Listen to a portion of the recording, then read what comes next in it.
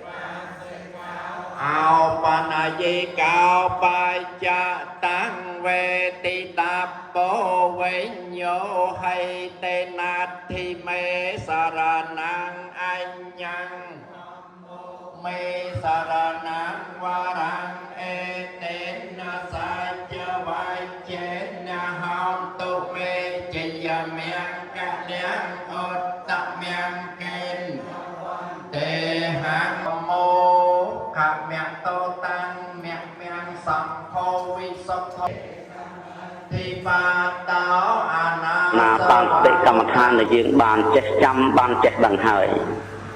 ដកដង្ហើមចេញវែងក៏មានសតិដឹងថាថ្មាញ់ដកដង្ហើមចេញវែងដកដង្ហើមចូលវែងក៏មានសតិនឹកឃើញថាថ្មាញ់ដកដង្ហើមចូលវែងដកដង្ហើមចេញខ្លីក៏មានស្មារតីចាំចិត្តប្រកាសថាថ្មាញ់ដកដង្ហើមចេញខ្លីដកដង្ហើមចូលខ្លីក៏មានស្មារតីចាំចិត្ត